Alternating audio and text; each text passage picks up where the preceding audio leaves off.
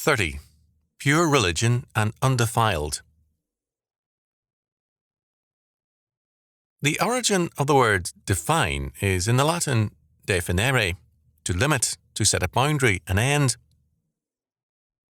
Definitions thus establish boundaries to words and things.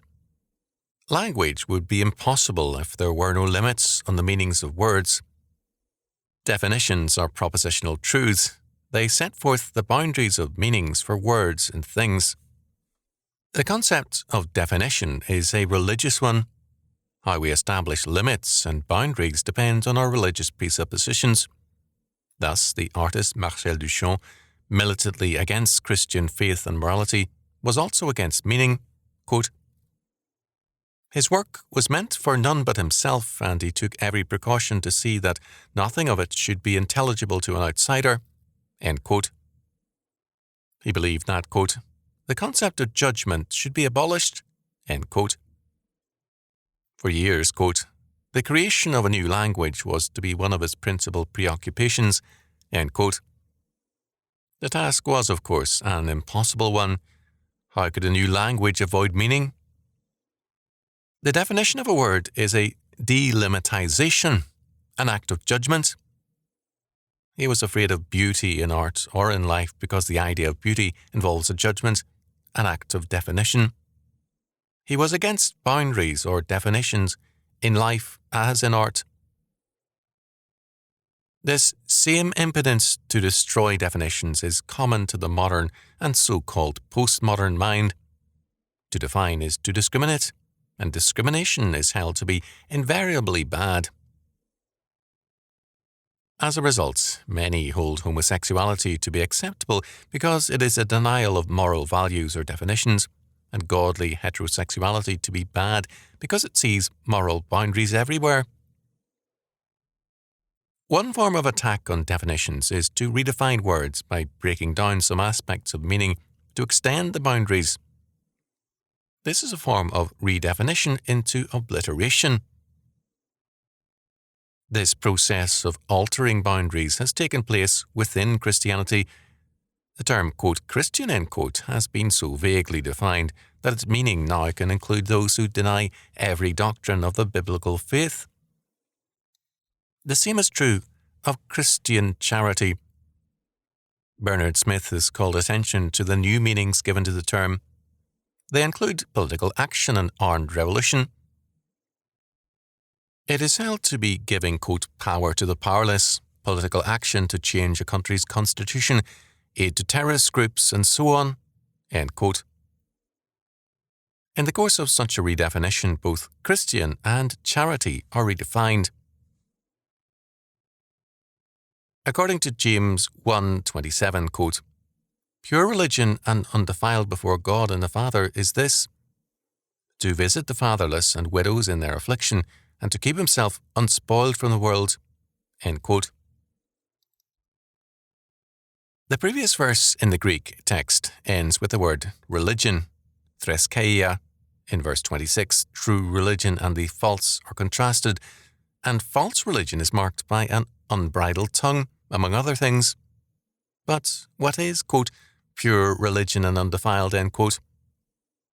The modern attitude isolates text from the context of the whole revelation of God, of which James was familiar. We thus cannot honestly limit this definition of religion to visiting orphans and widows in their affliction. The whole range of charitable activities required by God's law are in mind. Similarly, we cannot honestly believe in revelation and isolate the meaning of pure religion to caring for widows and orphans. All of biblical theology is presupposed. These words are written to church members who profess to be true believers. They lived close to the resurrection, and the full splendor of that mighty event was close and real to them. The statement concludes with the words that one must, quote, "keep himself unspoiled from the world," end quote. Pure religion thus involves all the theological and moral premises of the faith and their outcome in helping meet the needs of those whom God sees as test cases of our faithfulness. Therefore, we have dealt with humanistic redefinitions of the faith. such revisionism exists also in evangelical and Reformed church circles as well. It is not uncommon for such persons to bridle at James 1:27 and to accuse those who use it of advocating legalism or a works religion. This, again, is a misuse of Scripture because it isolates a text from the total context of the Bible. Charity is an important part of the law, the prophets, the Psalms, the Gospels, and the Epistles. It is, in fact, a distinguishing aspect of Christian faith. Our Lord is very emphatic in declaring, quote, "By their fruits ye shall know them," Matthew 7:20. James, in the verses which immediately follow, James 1:27, cites, quote, "respect of persons," end quote, as at least evidence of evil and blasphemy, James 2:1-10. Then he makes very clear that our actions do test our faith, James 2:11-26. The devils in hell know that there is a God, and they tremble, but they are not saved by their knowledge of that fact, James 2:19. Quote, "For as the body without the spirit is dead, so faith without works is dead," James 2:26. James then goes on to cite sins of the tongue, of speech, as evidence of poor faith, James 3:1-18. Too many churchmen have assumed that, because the state has a welfare program, they are absolved from the need to do anything in this sphere. It is strange that the early church, living within the Roman Empire, with its very comprehensive welfare system, which included housing and entertainment, bread and circuses, did not say that the biblical mandate for charity could be disregarded. Instead, they began, although they were few in number, a major movement headed by deacons to meet human needs, beginning in their own circles. They obviously did not see, as against our modern churchmen, status welfare as pleasing to God. Something is seriously wrong when churchmen see Christian charity as a deformation rather than a reformation. It's heartening to see some local churches returning to the biblical mandate concerning pure religion.